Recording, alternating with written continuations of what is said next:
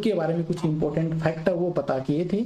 अब चित्तौड़गढ़ दुर्ग के बारे में हम पता करते हैं। सबसे पहला क्वेश्चन तो ये आता कि ये है कहाँ, तो हम सभी को पता होना चाहिए चित्तौड़गढ़ दुर्ग चित्तौड़गढ़ जिले के अंदर है। अब सबसे पहले इसके उपनाम देख लेते हैं, उपनाम कौन कौन से।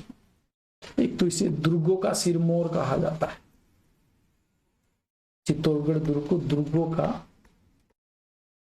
सिरमौर कहते हैं, दुर्गों का सिरमौर, ठीक है। दुर्गों का तीर्थ स्थल इसे कहा जाता है, इसका उपनाम ये हो जाएगा दुर्गों का तीर्थ स्थल।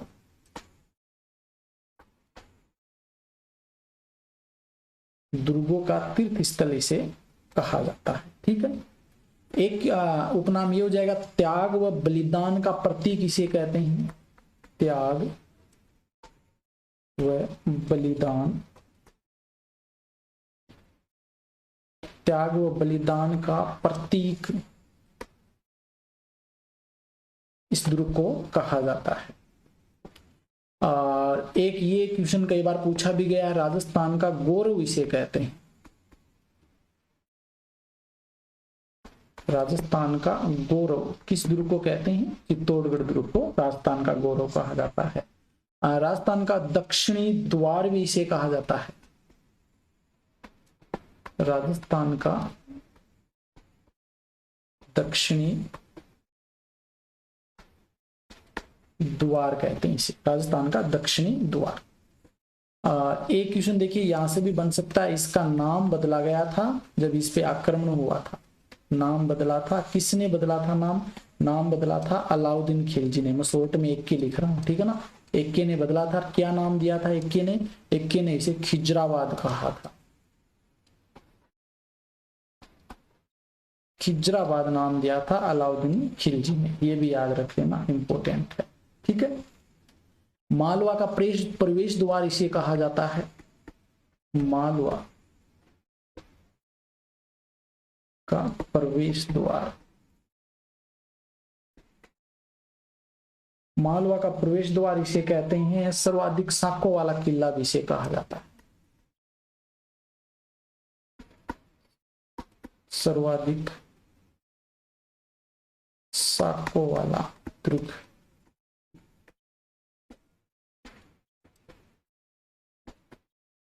सर्वाधिक साकों वाला दुर्ग भी कहते हैं, 3 साके इसमें हुए हैं, सर्वाधिक साकों वाला दुर्ग भी कहा जाता है।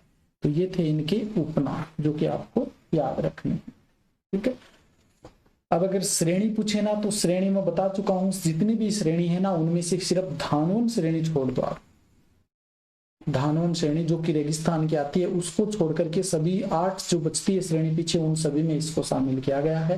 तो फटाफट से लिख लेते हैं, गिरी श्रेणी है जो गिरी श्रेणी के अंतर्गत आता है, गिरी दुर्ग इसे कहते हैं। इसके अलावा हम बात करें तो पारिक श्रेणी के अंतर्गत आता है, पारिक, पारिद श्रेणी में आता है, पारिद। इसके अलावा हम बात करें तो ये एरन श्रेणी में आता है, एरन दुर्ग की श्रेणी में आता है, एरन श्रेणी के अंतर्गत आता है, एरन दुर्ग लिखोगे आगे, एरन दुर्ग, गिरी दुर्ग, पारिद दुर्ग, पारिद दुर्ग। और इसके बाद में हम बात करें तो और जो अन्य श्रेणी आती है उसमें वन दुर्ग की श्रेणी में आता है, ये वन दुर्ग की श्रेणी में आता है, सैन्य दुर्ग की श्रेणी में आता है, ये सैन्य दुर्ग की श्रेणी में आता है, कितनी होगी 6, एक आ जाएगी आपकी, हाँ जल दुर्ग की श्रेणी में आता है। अब क्वेश्चन पूछ ले जल दुर्ग की श्रेणी में क्यों रखते हैं, क्योंकि गंभीरी और बेड़च नदी के किनारे है, ये भी कई बार पूछ लिया जाता है, गंभीरी व बेड़च नदी के किनारे पर,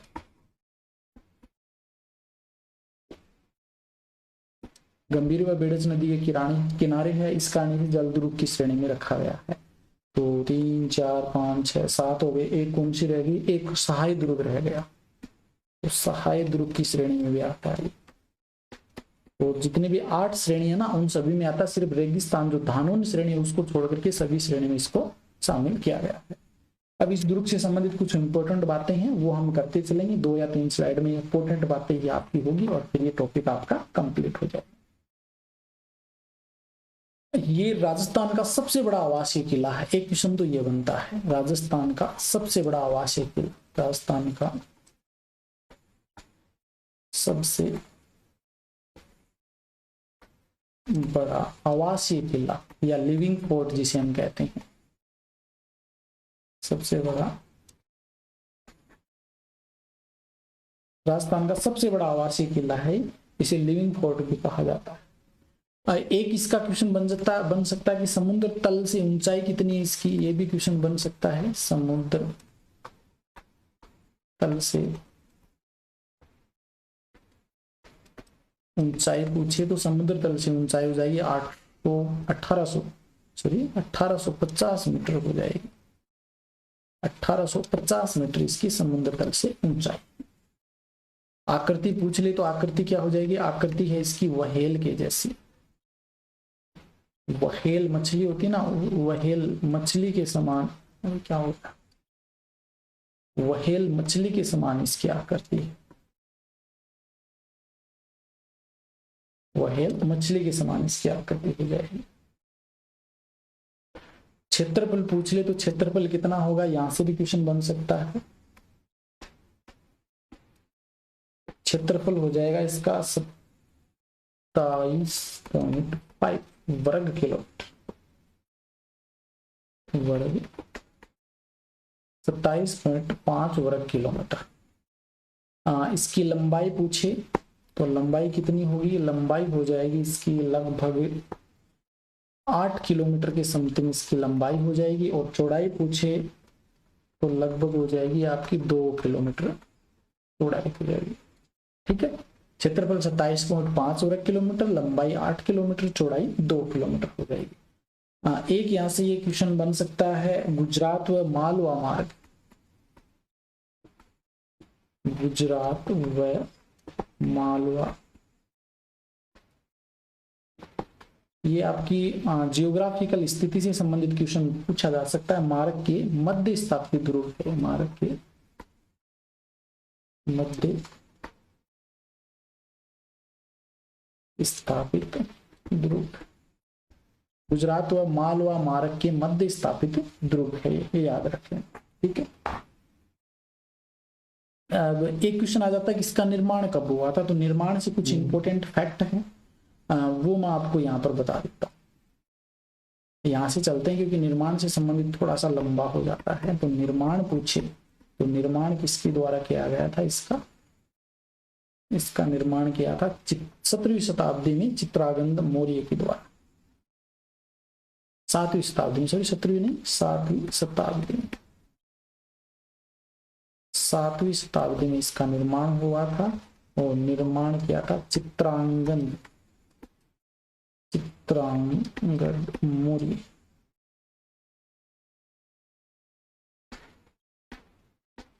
चित्रांगद मौर्य ने इसका निर्माण करवाया था। ये पूछ ले कि किसके अकॉर्डिंग है ये, तो ये वीर विनोद जो पुस्तक लिखी गई थी श्यामल दास के द्वारा, उसके अकॉर्डिंग ये बताया गया है कि इसका निर्माण चित्रांगद मौर्य ने करवाया था। प्राचीन नाम था इसका, चित्रांगद मौर्य ने इसका नाम क्या रखा था, तो चित्रांगद मौर्य ने इसका नाम रखा था चित्रकूट दुर्ग रखा था, चित्रकूट दुर्ग नाम रखा था चित्रांगद मौर्य ने, चित्रकूट दुर्ग। ठीक है, ये याद रखें। एक कुछ इंपॉर्टेंट फैक्ट है, चलो यहाँ पे मैं बता ही देता हूँ, ये भी इस पेन से यूज कर लेते हैं। जो इसका अंतिम शासक था वो था मान मौर्य, यानी कि चित्रांगद मौर्य की हम वंश की बात करें तो इनका जो अंतिम शासक पूछ ले, अंतिम शासक पूछ ले, वो था मान मौर्य। मान मौर्य था वो अंतिम शासक था। और इस मान मौर्य है, इसको बप्पा रावल ने पराजित किया था। यहाँ पे लिखूं क्या, थोड़ा छोटा सा हम गोला बना लेते हैं, उस गोले में लिख देते हैं ये। मान मौर्य को 734 में बप्पा रावल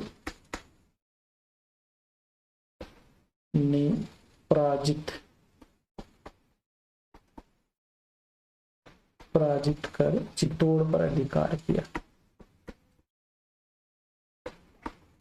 चित्तौड़ पर अधिकार किया। थोड़ा सा ये तथ्य है, इससे जुड़ा हुआ था, इस कारण मैंने आपको यहाँ पे बता दिया। ठीक है, याद कर लेना। ये चित्तौड़ पर अधिकार किया था, और ये किसने बताया? ये कर्नल टोड ने बताया। ये भी इंपॉर्टेंट है। कर्नल टोड के अनुसार, कर्नल टोड ने बताया था ये कि इसका जो अंतिम शासक था मौर्य या चित्रांगन मौर्य के वंशज के अकॉर्डिंग मान मौर्य, और इस मान मौर्य को पराजित किया था बप्पा रावल ने, और चित्तौड़ पर अधिकार किया था। ठीक है, अब चित्तौड़गढ़ दुर्ग से संबंधित कुछ और इंपॉर्टेंट फैक्ट देख लेते हैं।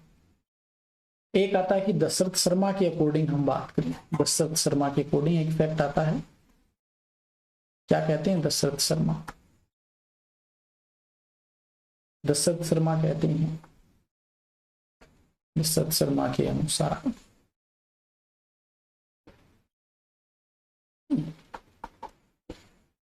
चित्तौड़गढ़ का प्रथम विजेता रावल जित्र सिंह को माना जाता है। चित्तौड़ का प्रथम विजेता, चित्तौड़ का प्रथम विजेता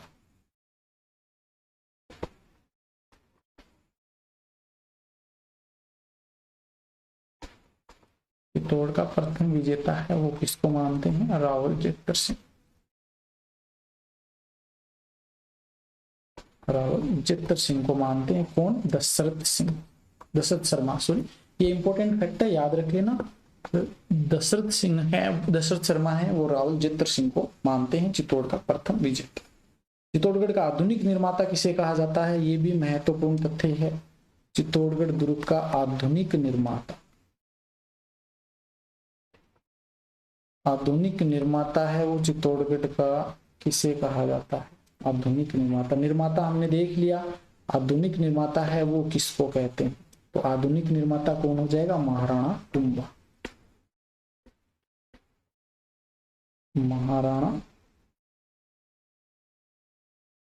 महाराणा कुंभा जो है, इनको आधुनिक निर्माता है वो माना जाता है चित्तौड़गढ़ दुर्ग का। सर्वाधिक निर्माण इसी ने करवाए, सर्वाधिक निर्माण है इस चित्तौड़गढ़ में महाराणा कुंभा ने करवाए। सर्वाधिक निर्माण महाराणा कुंभा ने करवाए हैं। और सर्वाधिक जो मार्ग हैं वो सर्पिलाकार मार्ग भी इसी ने बनवाया था। सर्पिलाकार जो मार्ग है वो भी इन्हीं के द्वारा बनाया गया था, महाराणा कुंभा। ठीक है, ये इंपॉर्टेंट फैक्ट हो गए आपके। इसके बाद में हम बात करें तो यहाँ पर थोड़े से स्थान बच के, एक मिनट आगे देखते हैं। देखिए, ये तो चित्तौड़गढ़ दुर्ग से संबंधित, देखिए निर्माण वाला ना मैं यहाँ पे ऐड कर देता हूँ, क्योंकि निर्माण से संबंधित यहाँ से क्वेश्चन बनेगा तो वो यहाँ पे ऐड कर देता हूँ। इसका निर्माण है वो 7वीं शताब्दी में हुआ था, 7वीं शती के अंदर हुआ था, और निर्माण करवाया था चित्रांगद मौर्य ने। क्योंकि निर्माण से संबंधित तथ्य ना एक जगह याद रह जाएंगे, चित्रांगद मौर्य।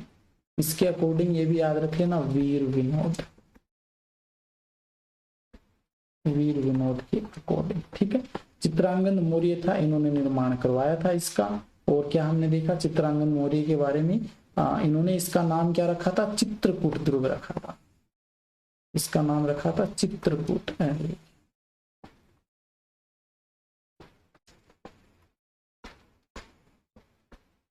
चित्रकूट दुर्ग रखा था। इसका एक नाम ये भी हो जाएगा चित्रकूट दुर्ग। ठीक है, इसके बाद में हमने बात की थी इसका जो अंतिम शासक था वो कौन था? इसका जो अंतिम शासक था, अंतिम शासक था इनका मान मौर्य। ठीक है, और मान मौर्य है, इसको पराजित किसने किया था? मान मौर्य को बप्पा रावल ने पराजित किया था। मान मौर्य को बप्पा रावल ने पराजित किया और इस चित्तौड़ पर अधिकार किया था। ये जो जानकारी है ये टोड साहब देते हैं, ठीक है ना, ये टोड के अकॉर्डिंग है, याद रखें। ठीक, अब आगे हम प्रमुख द्वार की बात करते हैं, क्योंकि इन द्वार से बहुत सारे क्वेश्चन बनते हैं। कितने द्वार हैं टोटल हम बात करें तो 7 द्वार इसके अकॉर्डिंग आते हैं। पहला, ये यहाँ पे दूसरा, फिर तीसरा, ठीक है, तीसरे के बाद में यहाँ करेंगे, यहाँ कर लेते हैं चौथा, यहाँ आ जाएगा, थोड़ा सा ये दूर कर लेते हैं, ये पांचवा, और यहाँ पे छठा, और 7 ही ना टोटल, ये 7वां कर देते हैं। 7 द्वार हैं टोटल, अलग अलग मैंने लिख दिए हैं। तो पहले का जो नाम है जिसे मुख्य द्वार कह देते हैं, मुख्य द्वार, इसका नाम क्या है? इसका नाम है पाड़न पोल, ठीक है, पाड़न पोल इसे कहा जाता है। एक नाम और है इसका, इसे हम पाटवन पोल भी कह देते हैं, ठीक है ना, आपको ये याद रख लेना, पाड़न पोल इसे कहा जाता है। दूसरा आता है भैरव पोल, भैरव पोल कह देते हैं दूसरे दरवाजे को, भैरव पोल। तीसरा है हनुमान पोल, तीसरा है हनुमान पोल कहा जाता है तीसरे दरवाजे को, और ये सभी देवताओं के नाम पे हैं। तो तीसरा हनुमान पोल हो गया, और चौथा हम बना लेते हैं यहाँ पे गणेश पोल, गणेश पोल हो गया चौथा, ठीक है, चौथा गणेश पोल। पांचवा हो जाएगा जोड़ला पोल, जोड़ला पोल, जोड़ला पोल हो जाएगा। 6 नंबर पर आ जाएगा आपका लक्ष्मण पोल, लक्ष्मण पोल। और 7वां जो अंतिम दरवाजा है वो राम पोल, राम पोल, ठीक है। ये 7 दरवाजे हैं टोटल, ठीक है। पहला ये हो गया, ठीक है, ये दूसरा हो गया, ये तीसरा, ये चौथा, ये पांचवा, ये छठा, और ये 7वां। अब इंपॉर्टेंट क्या है देखिए, वो चीज देखिए, ये जो मुख्य द्वार है ना, पहला पाड़न पोल और भैरव पोल, इसके मध्य एक स्मारक बना हुआ है, यहाँ पे एक स्मारक बना हुआ है। और ये किसका स्मारक है? ठाकुर बाघ सिंह का स्मारक है, ठाकुर बाघ सिंह,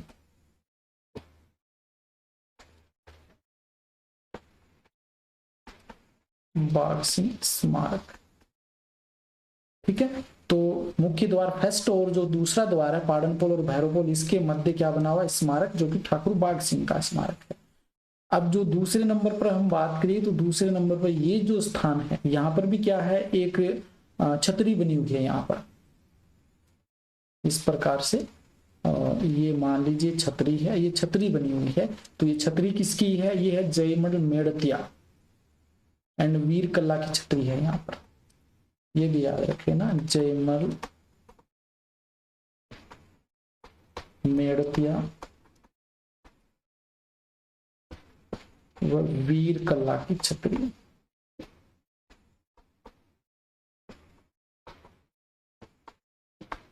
वीर कला की छतरी है वो यहाँ पर है, जयमढ़ मेड़तिया और वीर कला की छतरी, ठीक है। कहां पर है? 2 नंबर गेट भैरव पोल और हनुमान पोल के मध्य। अब आगे देखिए, यहाँ पर एक और इंपॉर्टेंट चीज है वो याद रख लेना, एक तो जो लक्ष्मण पोल है ना, राम पोल, इसके मध्य एक छतरी और बनी हुई है, ऐसे करके एक छतरी बना लेते हैं, ये 2 खंडिया हो गई है, इस प्रकार से एक छतरी बनी हुई है। और ये छतरी किसकी है? ये है फतेह सिंह सिसोदिया की, फतेह सिंह सिसोदिया की छतरी है।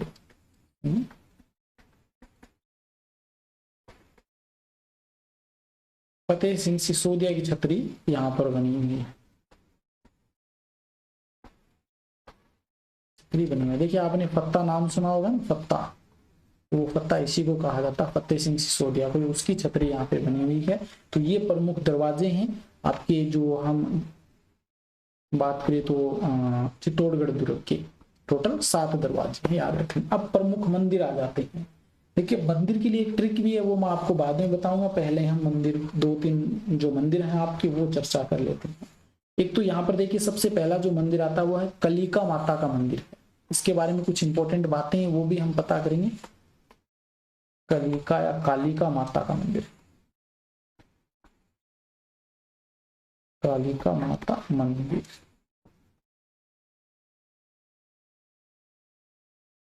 इसके बारे में इंपॉर्टेंट चीजें क्या है कि 8वीं शताब्दी में मानमोरी द्वारा निर्मित है। इसका निर्माण किसने किया था? मानमोरी ने करवाया था। 8वीं शताब्दी में मानमोरी ने निर्माण करवाया था।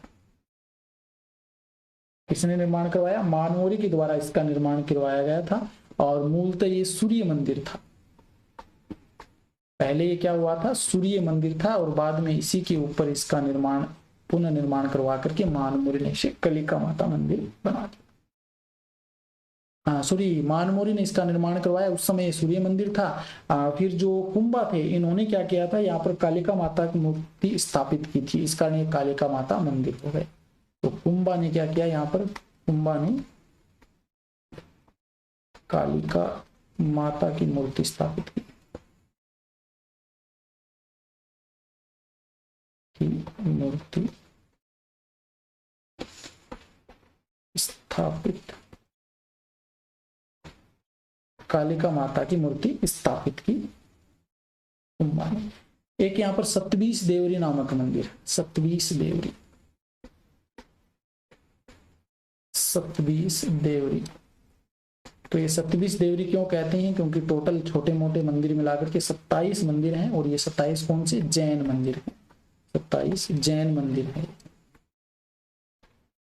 इस कारण से सतबीस देवरी मंदिर कहा जाता है। तो क्वेश्चन बन जाता है कि सतबीस देवरी मंदिर कहाँ पर है? तो यह आपका चित्तौड़गढ़ दुर्ग में है। एक आता है तुलजा भवानी मंदिर, बहुत ही महत्वपूर्ण है ये। तुलजा भवानी मंदिर के बारे में बात करते हैं।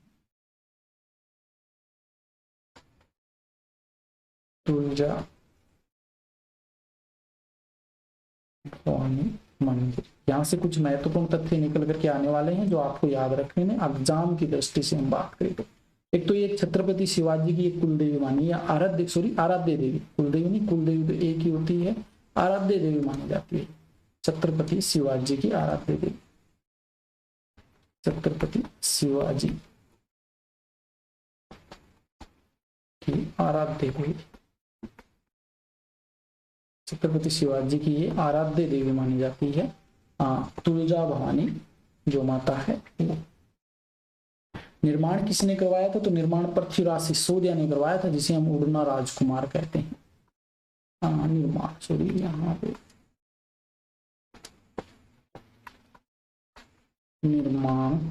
निर्माण किसने करवाया था?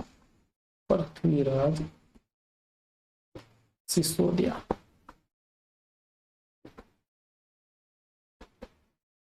पृथ्वीराज सिसोदिया ने इसका निर्माण करवाया था। और पृथ्वीराज सिसोदिया को हम क्या कहते हैं? उड़ना राजकुमार कहते हैं। पृथ्वीराज सिसोदिया को हम उड़ना राजकुमार कहते हैं। एक मिनट, थोड़ा सा यहाँ पे कंफ्यूजन हो गया, तो एक बार उसको दूर कर लेते हैं।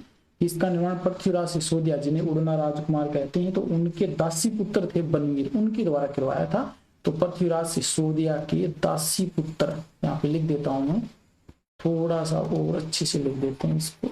ये उड़ना राजकुमार आप याद रख लेना, मैं यहाँ पे आगे लिख देता हूँ। पृथ्वीराज सिसोदिया के दासी पुत्र बनवीर ने करवाया, दासी पुत्र बनवीर द्वारा इसका निर्माण करवाया गया। पृथ्वीराज सिसोदिया जो उड़ना राजकुमार कहलाते हैं, उनके दासी पुत्र बनवीर ने इसका निर्माण करवाया था। एक मंदिर और है इसके अंदर जो कि महत्वपूर्ण है। वो मंदिर कौन सा है? वो है आपका श्रृंगार चौरी मंदिर, श्रृंगार चौरी मंदिर। ये भी महत्वपूर्ण है। क्यों महत्वपूर्ण है? क्योंकि इसका निर्माण कुंभा ने करवाया था। देखिए इसके बारे में क्या महत्वपूर्ण तथ्य निकल करके आते हैं। शांतिनाथ जी का मंदिर है, शांतिनाथ जी का मंदिर, शांतिनाथ मंदिर है, शांतिनाथ मंदिर, ठीक है। कुंभा ने निर्माण करवाया था। कुंभा ने जो कुंभा की पुत्री थी रमाबाई का विवाह है मंडलिक से करने के लिए इसका निर्माण करवाया था। तो कुंभा ने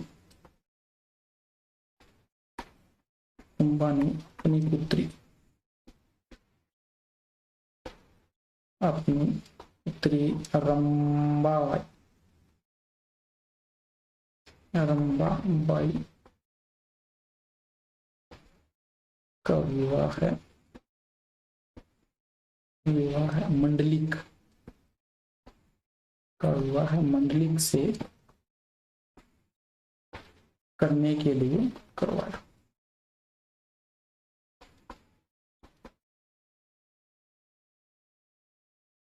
ये याद रख लेना कि कुंभा के द्वारा इसका निर्माण करवाया गया। ठीक है, एक और चीज यहाँ पे आ जाती है। हाँ, कुंभा के जैन मंत्री वेलोक है, इन्होंने इसका निर्माण करवाया था। कुंभा ने तो करवाया था, लेकिन इसका निर्माण कार्य जो किया था राजा आकर के थोड़ी करवाएगा। इसका निर्माण कार्य जो कुंभा के मंत्री थे, जैन मंत्री, कुंभा के जैन मंत्री वेलोक वेलोक वेलोक इसके द्वारा इसका निर्माण करवाया गया। ठीक है, अब आगे देखिए, हमने तुलजा भवानी मंदिर पढ़ लिया, इसके बाद कलिका माता मंदिर पढ़ लिया, सतीश देवरी और श्रृंगार चौरी मंदिर हो गया। अब एक आता है श्याम पार्श्वनाथ मंदिर। श्याम पार्श्वनाथ मंदिर, श्याम पार्श्वनाथ मंदिर, श्याम पार्श्वनाथ मंदिर है। इसके बारे में हम कुछ इंपॉर्टेंट बातें पता करते हैं। ये वैसे हम बात करें तो चित्तौड़गढ़ के अंदर नहीं है, चित्तौड़गढ़ में नहीं है, ये गढ़ के बाहर है। ठीक है ना। तेज सिंह के काल में रानी जत्तलदे ने इसका निर्माण करवाया था। तेज सिंह के काल में रावल, तेज सिंह के काल में, एक मिनट, रावल तेज सिंह के काल में इनकी जो पत्नी थी, यहाँ मैंने क्या लिख दिया, काल में रानी जत्तलदे द्वारा करवाया गया। रानी जत्तलदे ने करवाया, रानी जत्तलदे ने करवाया था श्याम पार्श्वनाथ मंदिर का। ठीक है, एक आता कुंभ शान मंदिर भी है इसके अंदर, कुंभ श्याम मंदिर, कुंभ श्याम,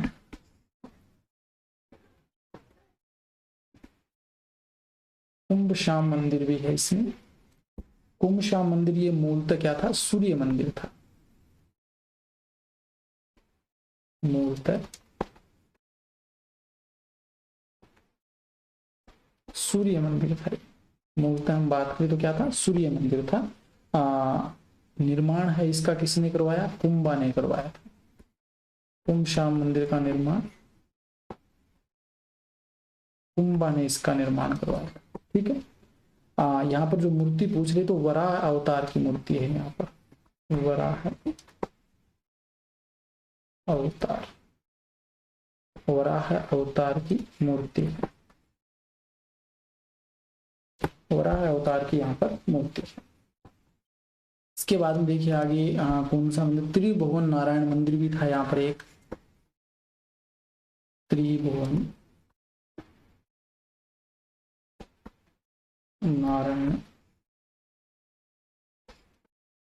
मंदिर भी है यहाँ पे, त्रिभुवन नारायण मंदिर भी यहाँ पर है।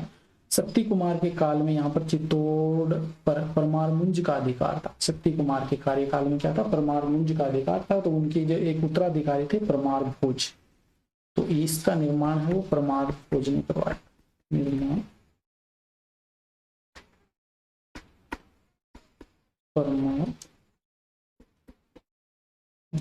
परमार भोज ने इसका निर्माण करवाया था। बाद में इसका जीर्णोद्वार किसने करवाया, जीर्णोद्वार पूछे तो मोक्कल ने करवाया।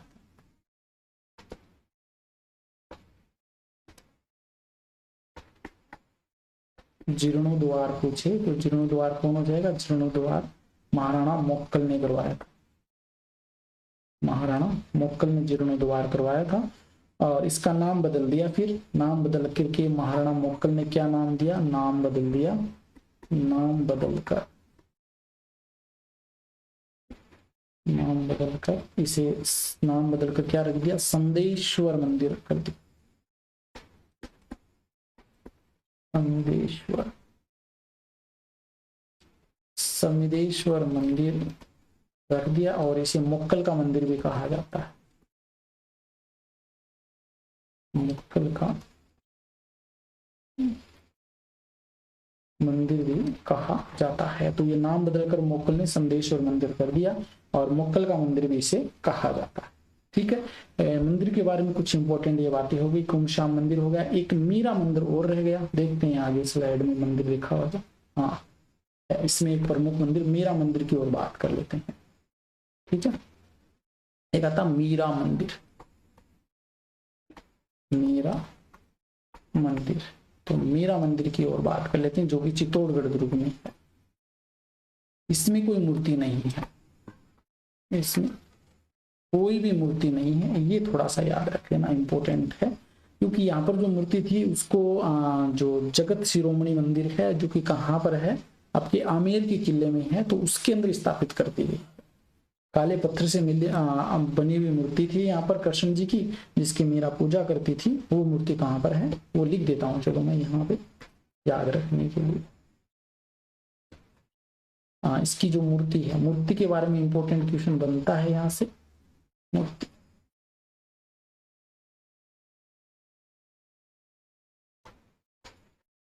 मूर्ति के बारे में हम बात करते हैं।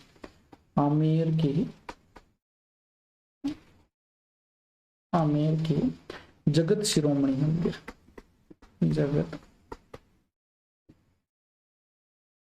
जगत शिरोमणि मंदिर, आमेर के जगत शिरोमणि मंदिर में ये मूर्ति है, जगत शिरोमणि मंदिर में है। और ये जो मूर्ति है वो काले पत्थर की कृष्ण की मूर्ति है। जो मूर्ति है ये काले पत्थर की, काले पत्थर की श्री कृष्ण की मूर्ति है।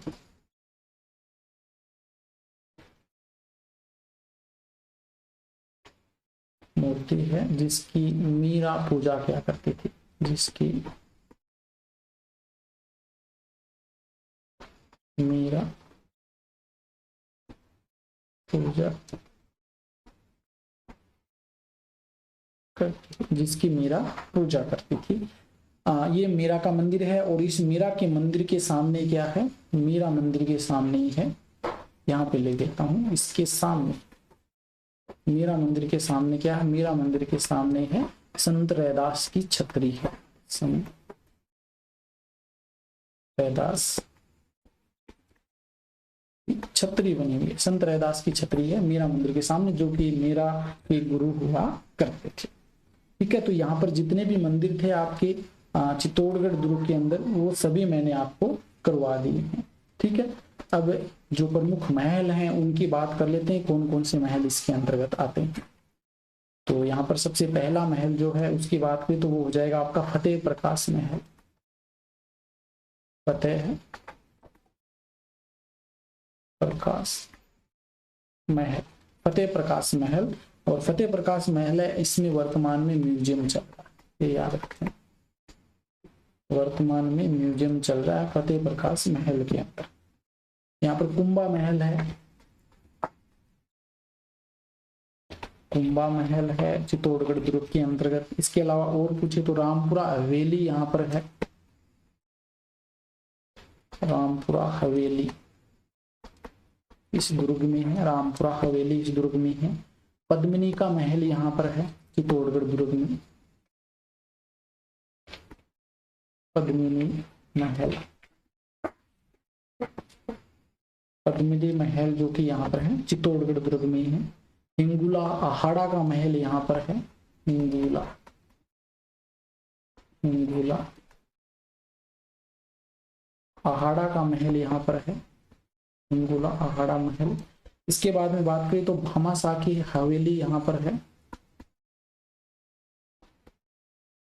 भामाशाह की हवेली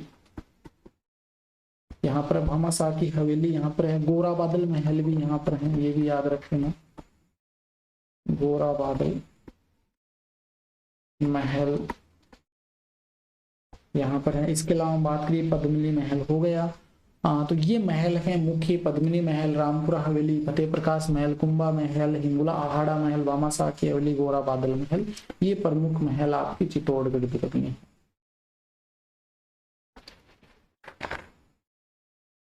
आगे कुछ अन्य दर्शनीय स्थल हैं, उनकी ओर बात कर लेते हैं। कौन कौन से अन्य दर्शनीय स्थल हैं?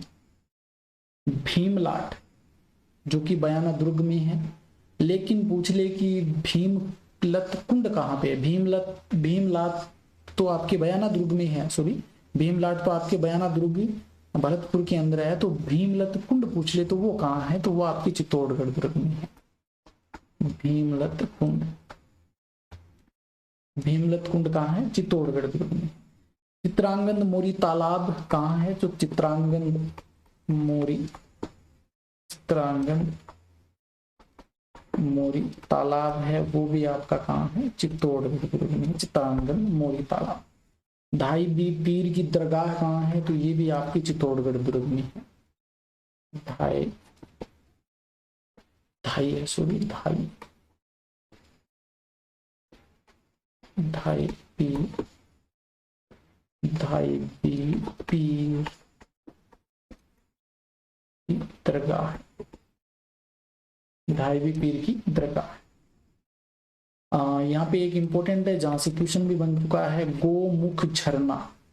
गोमुखा झरना ये कहाँ है? तो गोमुखा झरना भी आपका चित्तौड़गढ़ दुर्ग में। झाली बाव बावड़ी, ये वेरी वेरी इंपॉर्टेंट है, क्वेश्चन पूछा है गया है यहाँ पर। झाली बाव बावड़ी, स्टार लगा लीजिए इसके ऊपर, इंपॉर्टेंट क्वेश्चन बना है इसके ऊपर। झाली बाव बावड़ी। लाखोटा की बाड़ी है, वो भी यहाँ पर है। लाखोटा की, ये पूछा तो नहीं गया लेकिन पूछे जा सकते हैं। लाखोटा, अरे लाखोटा लिख दिया क्या? लाखोटा की बारी, लाखोटा की बारी यहाँ पर है। नवलखा बुर्ज या भंडार, नवलखा बुर्ज या भंडार यहाँ पर। नवलखा भंडार पूछ ले या बुर्ज पूछ ले तो आपके चित्तौड़गढ़ दुर्ग में। ठीक है। एक यहाँ पर आता है जो कि बहुत ही महत्वपूर्ण है, नौगजा जैन की जो मंजार है वो कहाँ है? ये क्वेश्चन पूछ लिया जाता है, तो ये भी लिख देता हूं मैं यहाँ पर। नौगजा जैन की मंजार, मजार, ये भी आपकी चित्तौड़गढ़ दुर्ग में है। एक आपके लिए क्वेश्चन है कि नौगजा जैन मंदिर कहाँ है, ये आपको बताना है। नौगजा जैन मजार तो यहाँ पर है, नौगजा जैन मंदिर कहाँ पे है ये आपको बताना है। ये आपके लिए क्वेश्चन है, कमेंट में लिख करके जरूर बताना। ये भी एक और इम्पोर्टेंट है जहां से बहुत क्वेश्चन बने हैं और जो कि बहुत अपने आप में भी एक टॉपिक है, तो ये भी लगभग 5-4 मिनट का, इसके बारे में भी हम पता कर लेते हैं। विजय स्तंभ महत्वपूर्ण है, इसे कीर्ति स्तंभ भी कहा जाता है, कीर्ति स्तंभ भी कहते हैं इसे, कीर्ति स्तंभ, वेरी वेरी इंपॉर्टेंट। ठीक है। संगीत की भव्य चित्रशाला कहा जाता है इसे, ये क्वेश्चन बना है। संगीत की भव्य चित्रशाला,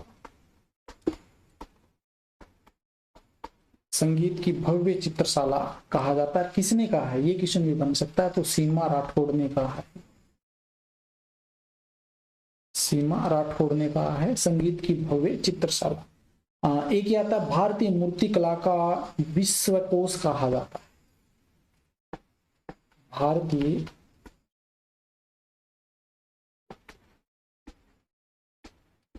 मूर्ति कला का विश्वकोश, भारतीय मूर्ति कला का विश्वकोश भी इसे कहा जाता है। ठीक है। किसने कहा है? ये क्वेश्चन बन सकता है, तो डॉक्टर गौरीचंद जो गोइट्स, सॉरी गौरीचंद नहीं, डॉक्टर गोइट्स जो थे उन्होंने लिखा था। गोइट्स थे, इन्होंने कहा है इसे भारतीय मूर्ति कला का विश्वकोश। नवनिधियों का प्रतीक इसे कहा जाता है। नवनिधियों का, कुछ भी नहीं छोड़ने वाला, मतलब पूरी चीज बताऊंगा आपको मैं। नवनिधियों का प्रतीक इसे कहा जाता है। नवनिधियों का प्रतीक इसे कहते हैं। इसके बाद में इसका एक उपनाम भी है, विक्ट्री पोल या विक्ट्री टावर इसे कहते हैं।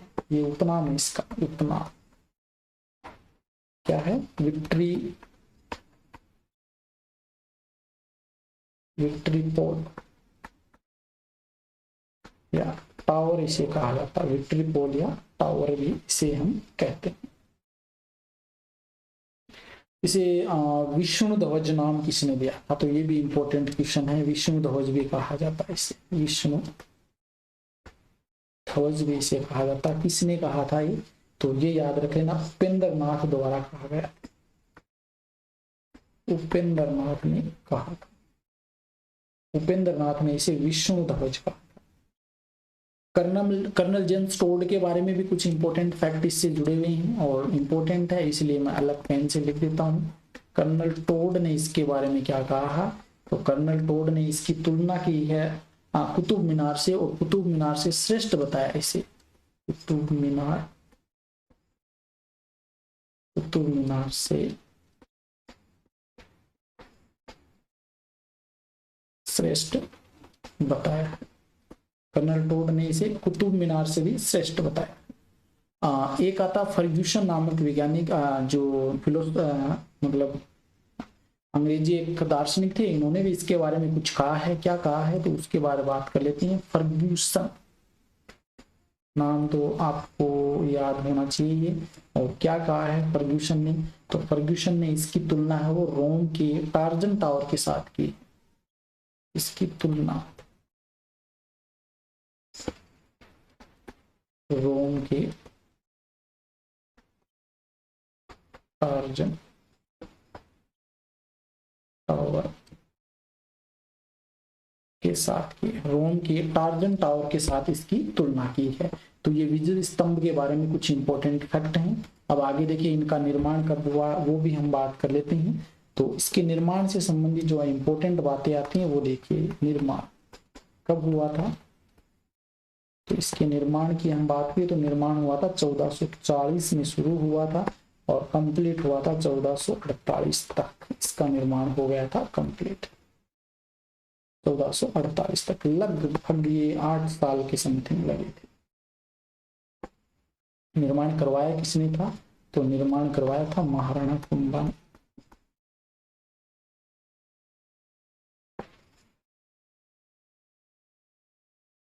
महाराणा कुंभा ने इसका निर्माण करवाया था।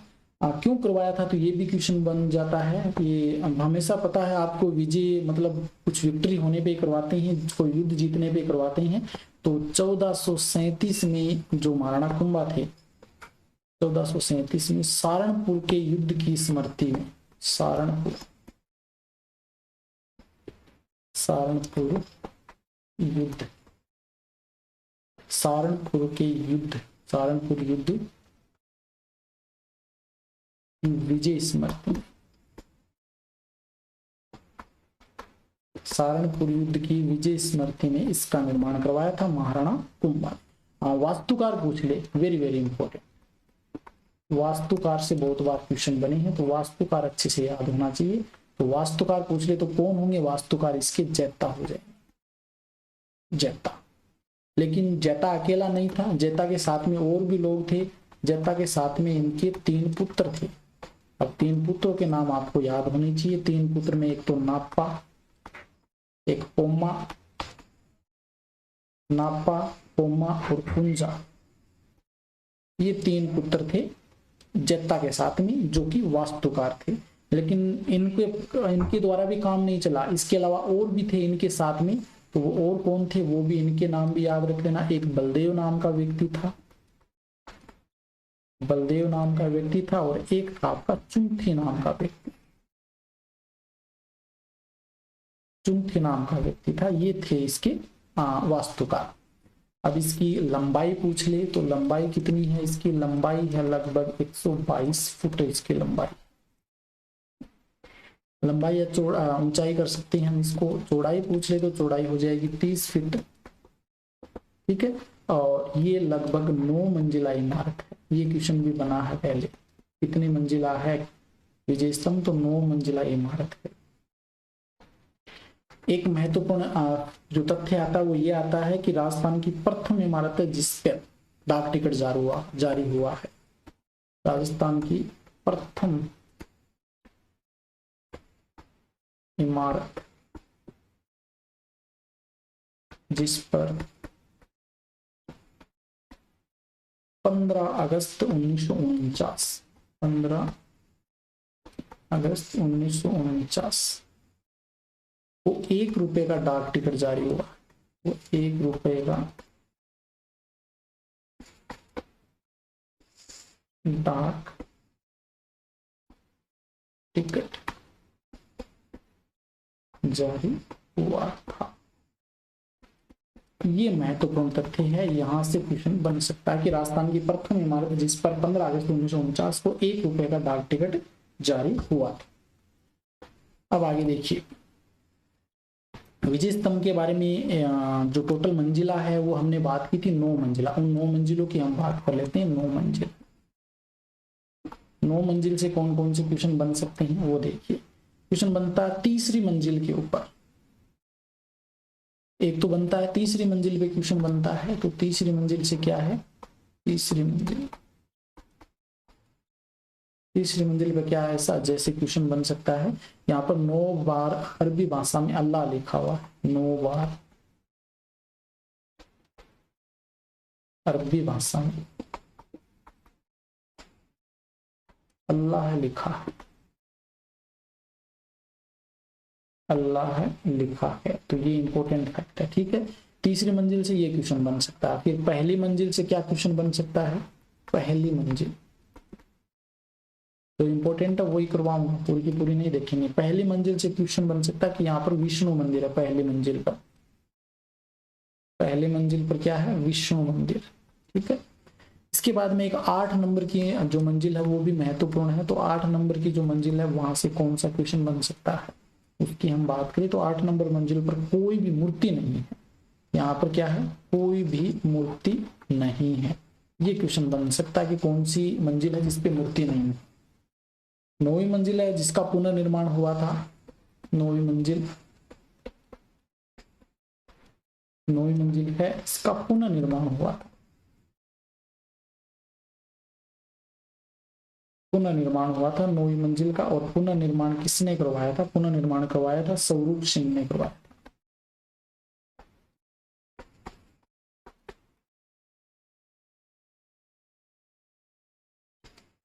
स्वरूप सिंह द्वारा इसका पुनर्निर्माण किया गया था।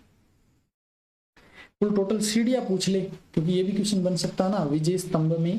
तो टोटल सीढ़ियां पूछे तो सीढ़ियां कितनी थी, देखिए सीढ़ियां भी आपको पता होनी चाहिए। सीढ़ियां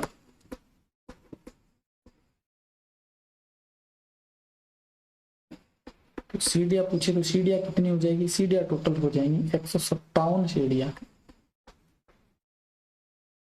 कुल सीढ़ियां कितनी है, 157 है। और जो कि डमरू के आकार की, जैसा डमरू होता है ना उसके आकार की।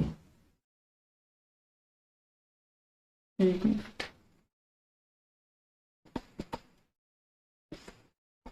डमरू के आकार 157 सीढ़ियां हैं जो डमरू के आकार की हैं। सीढ़ियों के बाद में यहां से क्वेश्चन बन सकता कि कुल खर्चा कितना आया था उस समय, ये भी कई बार पूछ ले। तो कुल खर्चा कितना हो जाएगा, कुल खर्चा हो जाएगा 90 लाख हो जाएगा। उस समय की हम बात करें तो 90 लाख रुपए हो जाएगा कुल खर्चा, ठीक है। एक ये चीज हो गई। अब यहाँ से क्वेश्चन इंपॉर्टेंट बनते हैं, जहां से कई बार क्वेश्चन बने हैं कि प्रतीक के रूप में इसका उपयोग किया गया। तो राजस्थान पुलिस का जो प्रतीक है, राजस्थान पुलिस का जो प्रतीक है उसमें इसका इस्तेमाल किया गया। माध्यमिक शिक्षा बोर्ड में प्रतीक के रूप में काम में लिया गया है। माध्यमिक शिक्षा बोर्ड, माध्यमिक शिक्षा बोर्ड, माध्यमिक शिक्षा बोर्ड के प्रतीक चिन्ह के रूप में काम में लिया। अभिनव भारत जो है उसमें प्रतीक के रूप में काम में लिया गया इसे, अभिनव भारत। इनमें क्या है, ये तीनों ही की हम बात करें तो तीनों के अंदर ही प्रतीक चिन्ह के रूप में विजय स्तंभ को यूज किया गया। प्रतीक चिन्ह के रूप में राजस्थान पुलिस माध्यमिक शिक्षा बोर्ड और अभिनव भारती में प्रतीक चिन्ह के रूप में विजय स्तंभ का उपयोग किया है। तो विजय स्तंभ के बारे में हमारी कंप्लीट जानकारी यहाँ पर होती है। एक आता है जैन कीर्ति स्तंभ और है, जो कि महत्वपूर्ण है ये भी, और इसी में यहाँ पर जैन मंदिर भी बना हुआ। तो जैन कीर्ति स्तंभ की बात करें तो टोटल 7 मंजिला है। देखिए इस प्रकार की संरचना है, 7 मंजिले, इसमें 1 2 3 4 5 6 और ये 7 हो गई। तो 1 2 3 4 5 6 7 मंजिला इमारत है। ठीक है, कितनी है? 7 मंजिला इमारत, जैन कीर्ति स्तंभ। इसके अलावा हम बात करें तो ये जैन व्यापारी जिज्जा साहब भगेरवाल द्वारा इसका निर्माण किया गया। निर्माण की पूछ ले तो निर्माण किसने किया था इसका? जैन व्यापारी जिज्जा साहब भगेरवाल, जिज्जा साहब भगेरवाल द्वारा, जिज्जा साहब भगेरवाल द्वारा इसका नाम निर्माण किया गया था। 7 मंजिला है, 75 फीट इसकी ऊंचाई है। ऊंचाई पूछे तो कितनी है? 75 फीट इसकी ऊंचाई, 75 फीट। आदिनाथ को समर्पित है ये जैन कीर्ति स्तंभ, ये आदिनाथ को समर्पित है। आदिनाथ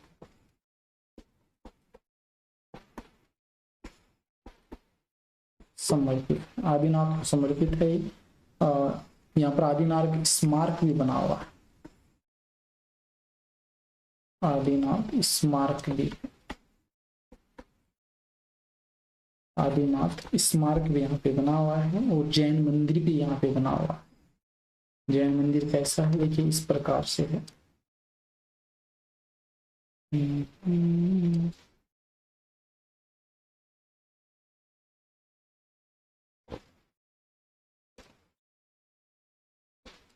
जैन, ये मंदिर है जैन मंदिर, ठीक है, ये है। और ये आपका जैन कीर्ति स्तंभ है। तो इनके बारे में पूरी जानकारी यहाँ पर कंप्लीट होती है। ठीक है, ये आपका जो चित्तौड़गढ़ दुर्ग है वो यहाँ पर कंप्लीट होता है। एक कहावत है वो आपको जरूर याद रखनी है। कहावत क्या इसके बारे में? तो कहाँ पे लिखूं? ये मंदिर में मिटा देता हूँ यहाँ पे और यहीं पे लिख देता हूँ। एक कहावत है इसके बारे में, कहावत है गढ़ तो चित्तौड़गढ़ बाकी सब गढ़ई। यहाँ से क्वेश्चन भी बना है, गढ़ तो चित्तौड़गढ़, गढ़ तो चित्तौड़गढ़ बाकी सब गढ़ैया, गढ़ैया। ये इंपॉर्टेंट है, यहां से क्वेश्चन भी बना। ठीक है ना, ये याद रख लेना किससे संबंधित है। अब मैंने बताया था लास्ट में नौलखा के जो फैक्ट हैं वो याद करेंगे, फटाफट से इसको कवर कर लेते हैं। नौलखा फैक्ट, इसमें देखिए दरवाजा, नौलखा दरवाजा पूछे, नौलखा दरवाजा कहाँ है? तो नौलखा दरवाजा है